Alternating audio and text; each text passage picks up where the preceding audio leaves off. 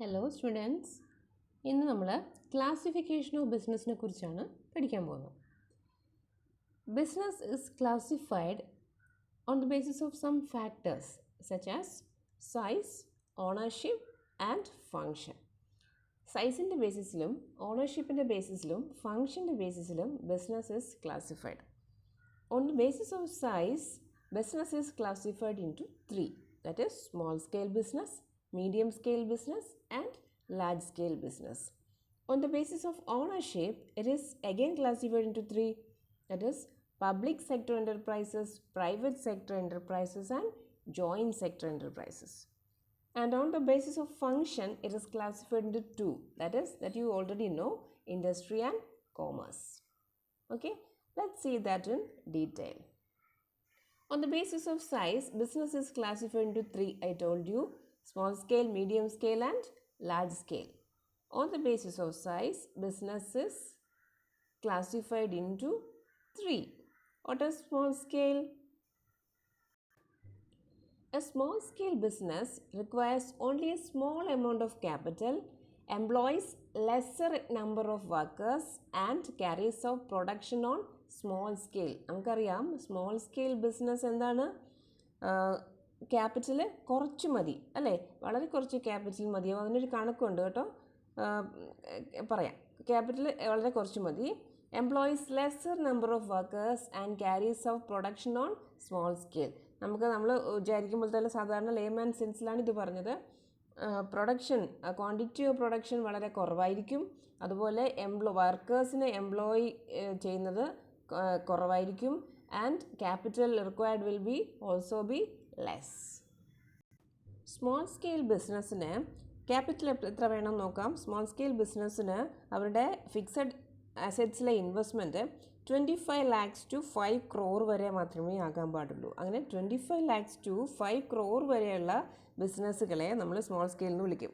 അതുപോലെ number of employees എത്ര വരാം? ഓൺലി അപ് ടു 50 എംപ്ലോയീസ് വരെ ആകാവും. അതാണ് small scale.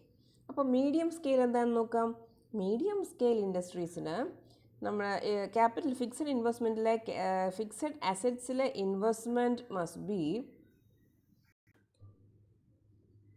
must be between 5 crores to 10 crores. 5 കോടി മുതൽ 10 കോടി വരെ അവരുടെ ഫിക്സഡ് അസറ്റ്സിലെ ഇൻവെസ്റ്റ്മെൻറ്റ് ആകാം. അതായത് അവരുടെ അസറ്റ്സിലെ ഇൻവെസ്റ്റ്മെൻറ്റ് 5 crores മുതൽ 10 crores വരെ ആവാം. അവരുടെ number of employees should be 50 to 250. 50 മുതൽ 250 വരെ എംപ്ലോയീസ് ആകാം അല്ലേ, വർക്കേഴ്സ് അത്രയും ആകാം. ലാർജ് സ്കെയിൽ ബിസിനസ്സിന് എന്തായിരിക്കും പ്രത്യേകത?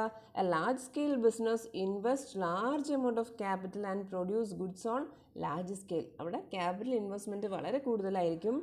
അതുപോലെ quantity of goods produced will be more and the number of employees the employ will also be more. എത്രയായിരിക്കും? അതായത് ഫിക്സഡ് അസറ്റ്സിലെ investment should be above 10 crores. 10 കോടിക്ക് മുകളിലാണ് ഇൻവെസ്റ്റ്മെൻ്റ് എങ്കിൽ അവരെ ലാർജ് സ്കെയിൽ എന്ന് വിളിക്കും. എംപ്ലോയീസും അതുപോലെ 250ക്ക് എബവ് ആയിരിക്കണം. എബവ് 250 എംപ്ലോയീസ് ഉണ്ടെങ്കിൽ അത് ലാർജ് സ്കെയിൽ ബിസിനസ് ആവും. ഞാൻ ഒന്നുകൂടി പറയാം. ലാർജ് സ്കെയിൽ ബിസിനസ്സിന് capital investment on fixed assets above 10 crores ആയിരിക്കണം. എംപ്ലോയീസ് എബവ് 250 ആയിരിക്കും. അതുപോലെ മീഡിയം സ്കെയിലിന് 5 crores മുതൽ 10 crores വരെ ആയിരിക്കും അവരുടെ ഫിക്സഡ് അസറ്റിലെ investment. Number of employees 50 to 250 വരെ ആകാം. സ്മോൾ സ്കെയിൽ ഇൻഡസ്ട്രീസ് ആണെങ്കിൽ their capital investment in fixed asset should be 25 lakhs to 5 crores. അതുപോലെ എംപ്ലോയീസ് അപ് ടു 50 എംപ്ലോയീസ് വരെ ആകാൻ പാടുള്ളൂ. Okay, if you want to note down that, please note down. Next, on the basis of ownership, the business is classified into public sector enterprises, private sector enterprises and joint sector enterprises. ഓണർഷിപ്പിൻ്റെ ബേസിസിൽ public സെക്ടറെന്നും private സെക്ടറെന്നും joint സെക്ടറെന്നും ബിസിനസ്സിനെ classify ചെയ്യാം.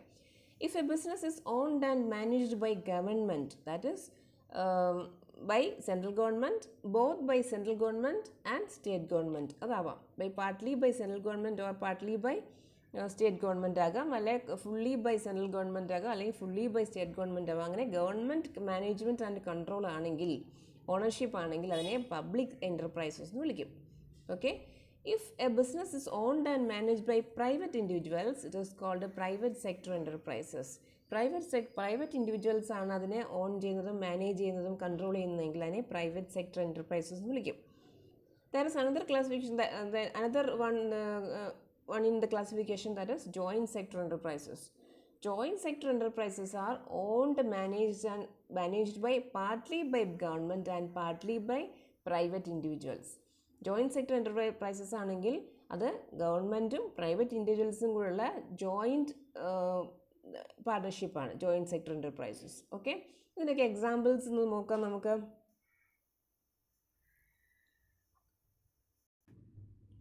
Examples നോക്കാം.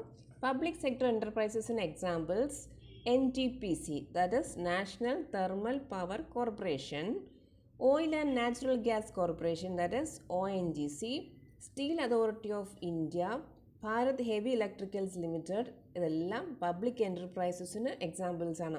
ഈ public enterprises അല്ലെങ്കിൽ ഗവൺമെൻറ് ബിസിനസ് എന്ന് പറയുമ്പോൾ അത് it takes the form of departmental organisations, public corporations and government companies. ഇങ്ങനെ 3 ഫോമിലുണ്ടാകും. ഓക്കെ, അത് നമ്മൾ നെക്സ്റ്റ് ഒരു ചാപ്റ്ററിൽ പഠിക്കുന്നുണ്ട്. ഗവൺമെൻറ് സ്ഥാപനങ്ങൾ അല്ലെങ്കിൽ പബ്ലിക് എൻ്റർപ്രൈസ് എന്ന് പറഞ്ഞാൽ it is classified into 3: departmental undertakings, public corporations and government company. Corporation ഫോമിലും ഡിപ്പാർട്ട്മെൻറ്റൽ അണ്ടർടേക്കിങ്ങിൻ്റെ ഫോമിലും ഗവൺമെൻറ് കമ്പനീസിൻ്റെ ഫോമിലും ഗവൺമെൻറ് സ്ഥാപനങ്ങൾ വരാറുണ്ട്. ജസ്റ്റ് ഒന്ന് പറഞ്ഞു പോയാൽ ഡിപ്പാർട്ട്മെൻറ്റൽ അണ്ടർടേക്കിങ്ങിൽ Doordarshan, Indian railway, post and telegraph എല്ലാം ഡിപ്പാർട്ട്മെൻറ്റൽ അണ്ടർടേക്കിംഗ് ആണ്. പബ്ലിക് കോർപ്പറേഷൻ എന്ന് പറയുമ്പോൾ LIC, എയർ ഇന്ത്യ, KSRTC അങ്ങനെയുള്ള സ്ഥാപനങ്ങളൊക്കെ പബ്ലിക് കോർപ്പറേഷൻ എന്ന രൂപത്തിലാണ്. ദെൻ ഗവൺമെൻറ് കമ്പനിയായിട്ട് ഫോം ചെയ്യുന്നത് എന്ന് പറയുന്നത് steel authority of India, okay, SAIL എന്നറിയപ്പെടും, SAIL, SAIL, steel authority of India, Hindustan machine tools, Kerala minerals and metals limited, KMML, Travancore titanium products, ഇതെല്ലാം ഗവൺമെൻറ് കമ്പനീസാണ്. ഇനി പ്രൈവറ്റ് സെക്ടർ എൻ്റർപ്രൈസസിൽ നമുക്ക് വരുന്നതെന്ന് പറയുന്നത് നമുക്കറിയാവുന്ന കുറേ കമ്പനീസ് പറയാം. Reliance industries limited, Tata consultancy services limited, that is TCS, നമ്മൾ സ്ഥിരമായിട്ട് കേൾക്കാറുള്ളതാണ്. Wipro, Hindustan Lever limited, ICICI bank, ITC limited, Bajaj, Tata, ഇതെല്ലാം പ്രൈവറ്റ് സെക്ടർ സ്ഥാപനങ്ങളാണ്. അപ്പോൾ പ്രൈവറ്റ് സെക്ടർ പഠിച്ചു കഴിഞ്ഞു നമ്മൾ പബ്ലിക് സെക്ടറിൻ്റെ എക്സാമ്പിൾസ് നോക്കിക്കഴിഞ്ഞു. നിങ്ങൾക്ക് ആവശ്യമുള്ളത് നിങ്ങൾ എഴുതിയിടുക. ഓക്കെ, പിന്നെ ജോയിൻറ്റ് സെക്ടറിൽ നമുക്ക് അതുപോലെ ഗവൺമെൻറ്റും പ്രൈവറ്റ് ഇൻഡിവിജ്വൽസും ചേർന്ന് നടത്തുന്നതാണ് joint sector enterprises. Okay, then on the basis of function business is classified into 2, that is industry and commerce. Industry എന്താണ്? Industry is that part of business which deals with production of goods. And what is commerce? Commerce is that part of business which ensures free flow of goods and services from the producer to the consumer.